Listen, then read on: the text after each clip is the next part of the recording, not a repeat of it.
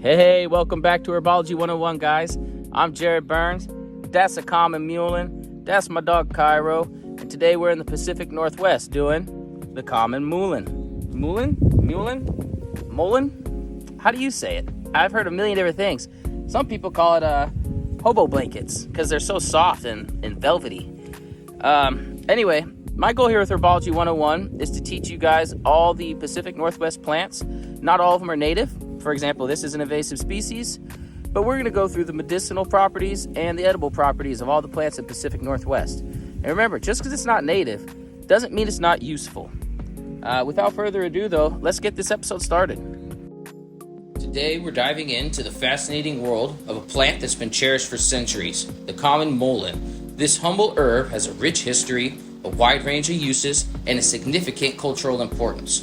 But first of all, what the heck is a mullein? Its scientific name is Verbascum thapsus, and it's a biennial herb that's native to Europe and Asia. Biennial means that it takes 2 years to get to seed from flower instead of 1 year like a typical perennial plant. Now, it can grow up to 6 feet high. It's got crazy flower spikes that are covered in fuzzy little silver green leaves, and these spikes are topped with bright yellow flowers that bloom in the summer. Mullein has been used for centuries, both medicinally and culturally. Its broad leaves have a soft, woolly texture, and that has earned it the nickname the flannel plant because of its resemblance to an old-fashioned flannel. Let's take a journey through history with the use of mullein, which dates back to ancient civilizations. The Greeks, the Romans, both valued it for its medicinal properties. Hippocrates, who is often called the father of medicine, recommended mullein for respiratory issues. In ancient Egypt, mullein was used in both medicinal and ceremonial contexts. The use continued through the medieval period, where it was not only used to treat coughs and colds, but also burned as a torch due to its dense fibrous stalks. During the Renaissance, herbalists continued to use mullein to treat various ailments, and its practical uses in everyday life, such as lighting for torches, were well documented. By the 18th and 19th century, mullein was a staple in herbal medicine across all of Europe and the Americas, reflecting its utility and significance. Today, mullein remains popular in herbal medicine. It's often used in tinctures, teas, and capsules for its soothing effects on the respiratory system. People use it to help with conditions like bronchitis and asthma.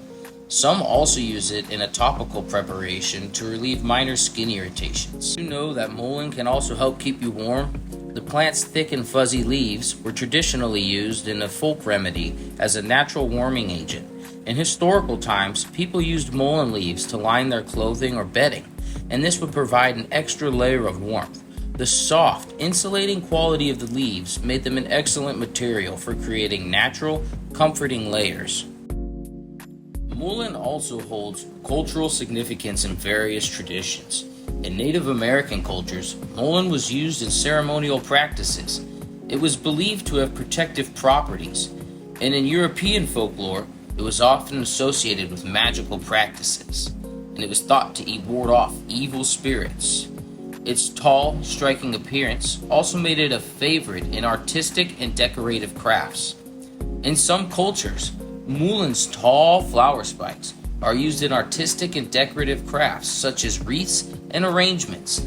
The plant's unique appearance makes it a favorite among herbalists and nature enthusiasts alike.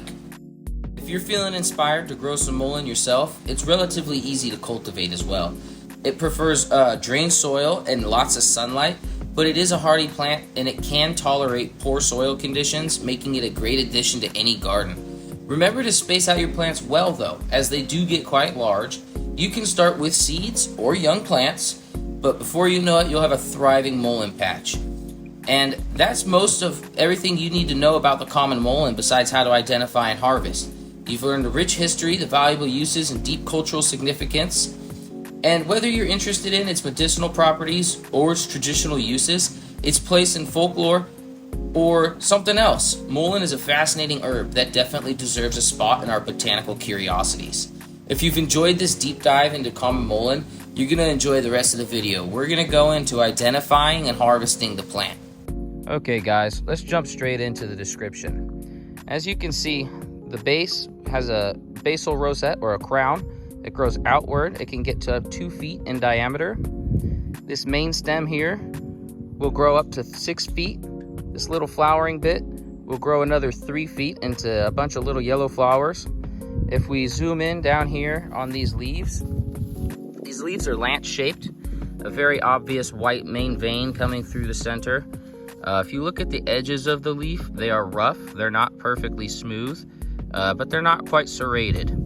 Now, this is really soft. If you can see these little hairs on here, this is softer than a lamb's ear. I mean, it is incredibly soft. It will keep you warm in the wintertime too if you stuff it in your clothes and your shoes. But yeah, basically that's it. That's how we identify it. Nice base, nice one single stem, and everything comes off that main single stem. Look at this little caterpillar going to town, man. Munching down on these leaves. Having himself a day. Having himself a day. Hell yeah, dude. That's fucking sick. Okay, guys, so there's 2 ways of harvesting this, depending on what you're using it for. If you're using it for medicinal purposes or for a pot stew and you don't plan on taking the whole thing, grab yourself a knife or a pair of scissors, whatever you have handy. Come from the bottom like this of a leaf. Cut up. The leaf should come off pretty easily. They do have a thick stem, but you take a few of these, that's all you're gonna need. Now, if you're taking them for warmth instead of a medicinal purpose and you're just gonna stuff them in your shoes and socks, go ahead and just take them and rip them off and take the whole plant, because you're gonna want all of it. You might even have to hit 3 or 4 of those suckers. All right, that's all I got for you guys today. That's the common mullein. I'm gonna pack it up and head back in town. Stay safe, stay curious.